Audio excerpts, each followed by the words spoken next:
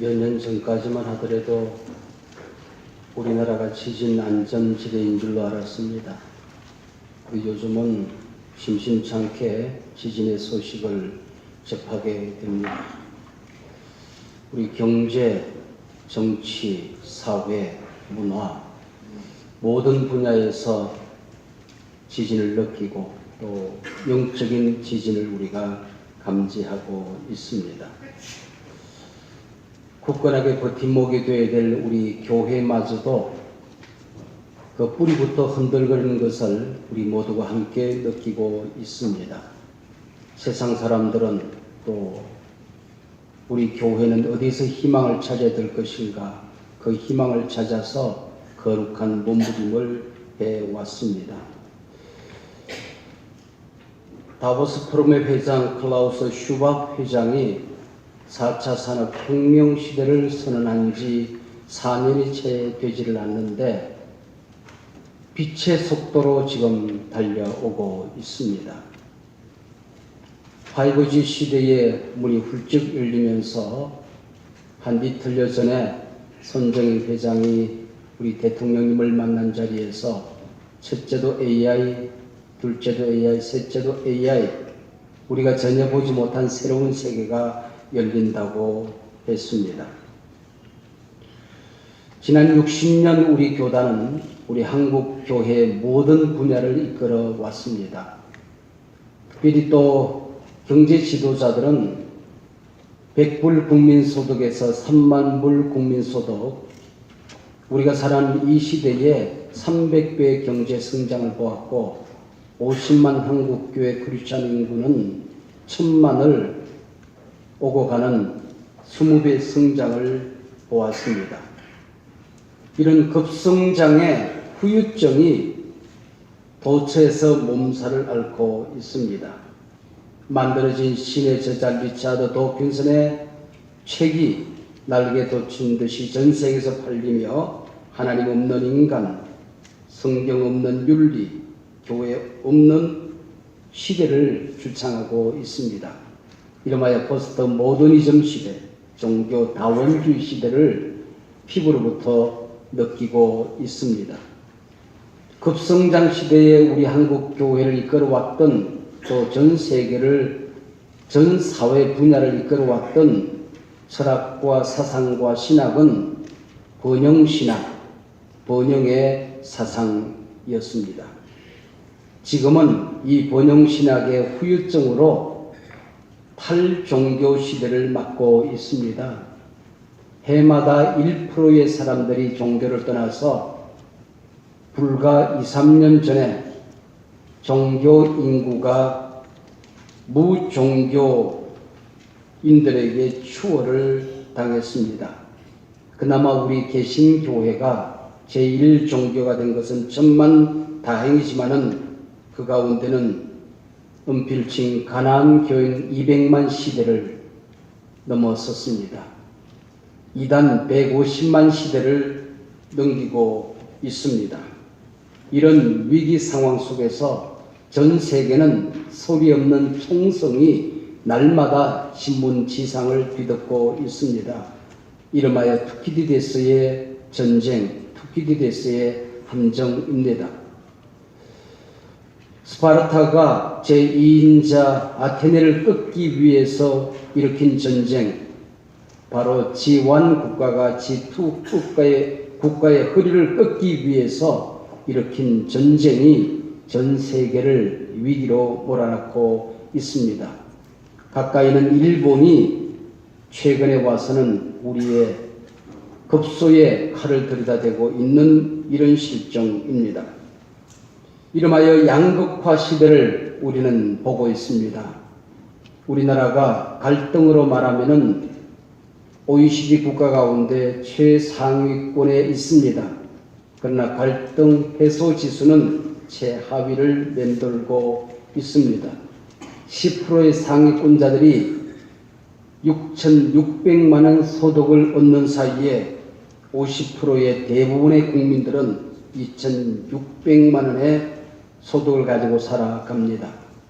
우리 교단에서도 그나마 우리 교단이 우리 총회장님 말씀해 주신 대로 다른 어떤 교단보다도 건강하게 잘 선방하고 있는 것 감사한 일인데, 살펴보면 1만 명 이상 출석하는 교회 26개, 5천 명 이상 출석하는 교회 60개, 1천 명 이상 출석하는 교회 511개 교회가 그나마 이 모든 추락을 붙들고 있는 상태입니다. 우리 교단 교회를 일렬로 세우면 절반의 중위수는 바로 63명입니다.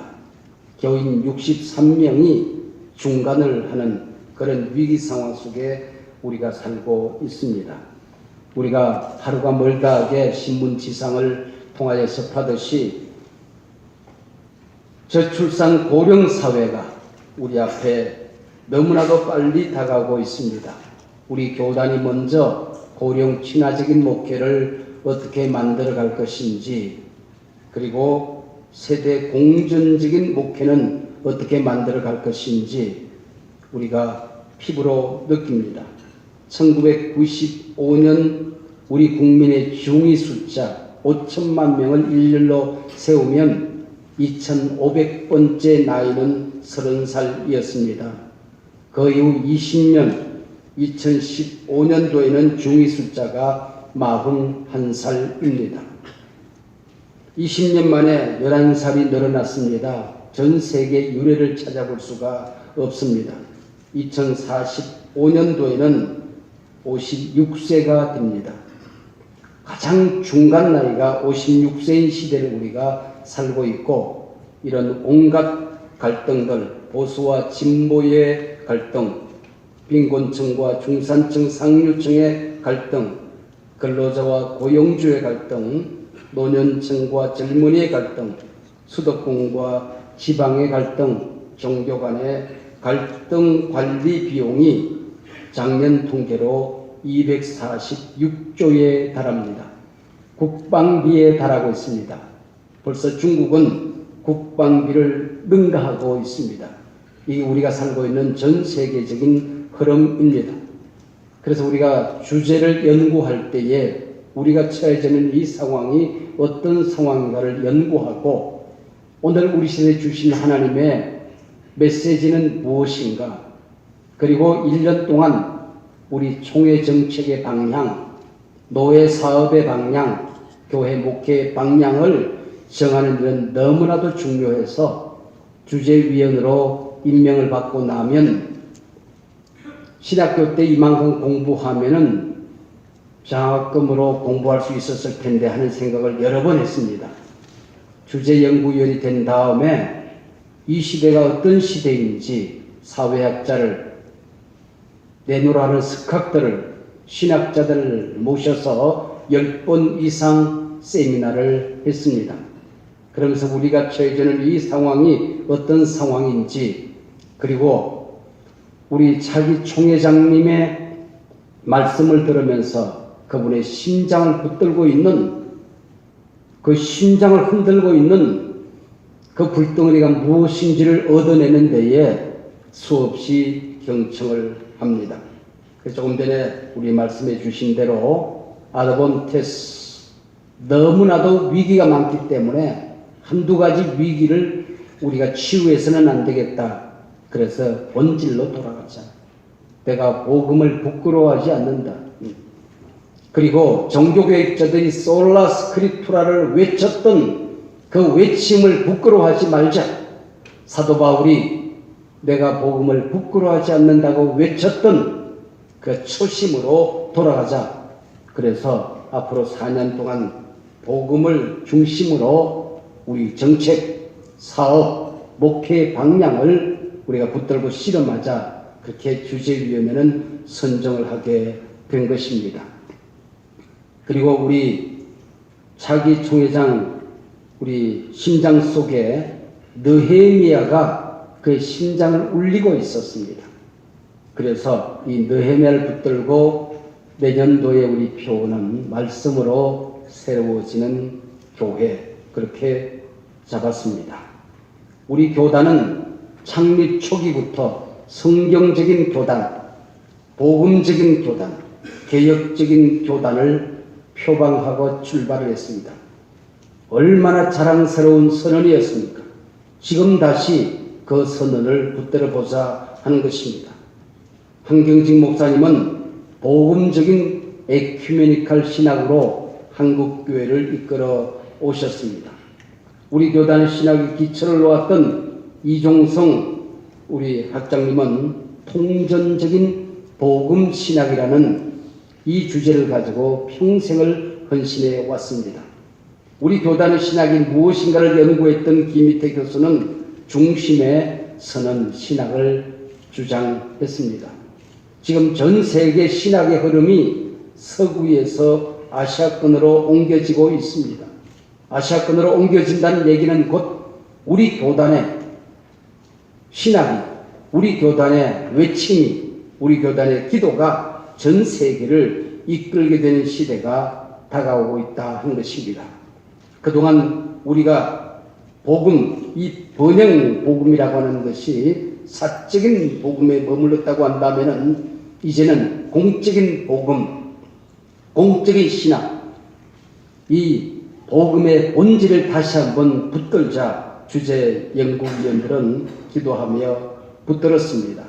이 공적 신앙, 공적 복음에서도 저희들이 연구해 본 결과 많은 차이점이 있다는 것을 알게 되었습니다. 복음 자체가 사회를 변화시키는 힘이니 곧바로 복음 들고 사회와 변정적인 관계에서 우리 교단이 나아가야 된다는 신학이 있는가 하면 복음은 곧 예수를 그리스도로 영접한 사람들을 변화시키고 그들이 모인 교회 공동체를 변화시키고 바로 변화된 사람이 변화된 공동체가 세상을 변화시킨다고 우리가 받아들이고 말씀으로 새로워지는 교회, 그렇게 붙들게 된 것입니다. 우리 한국교회는 처음부터 공적 신앙, 공적 복음을 붙들었습니다. 3.1운동 이성훈 선생은 나라 이런 놈들이 혼자 예수 믿고 천당 가는 게 복음이냐, 이 외침으로 바로 공적인 복음을 외쳤습니다. 느헤미야가 만난 예루살렘 성벽이 무너지고 그리고 성문이 불탔다는 이 소식은 오늘 우리가 접하는 영적인 기상입니다. 그는 몸부림하며 울었습니다.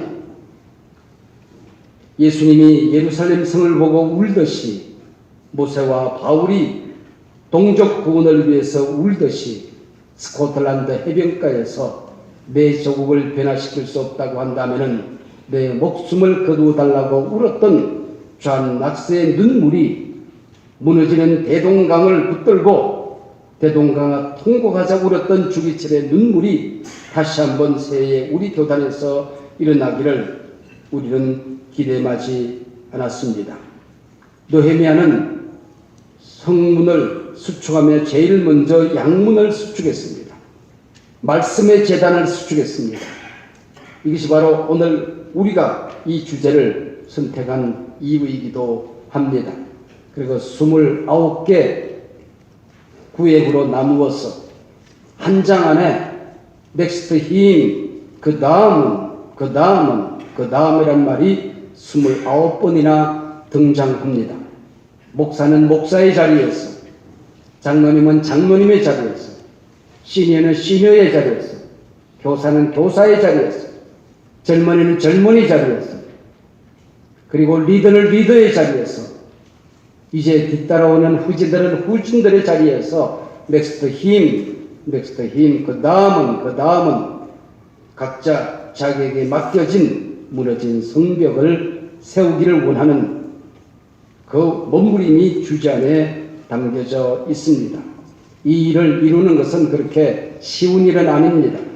아마 여우가 올라가도 무너질 것이라고, 한국교회가 무슨 일을 할 수 있으려는, 욕이나 먹지 말아라 하고 수많은 비판의 목소리가 들려올 수도 있을 것입니다. 내적인 갈등이 일어날 수도 있을 것입니다. 총회적인 이 갈등이 해결되지 않고 산적되어 가는 시대를 살아가고 있습니다. 우리를 죽이겠다고 언어 평지로 우리를 유혹하는 수많은 유혹들이 우리 앞에 가로놓여 있을 수도 있을 것입니다.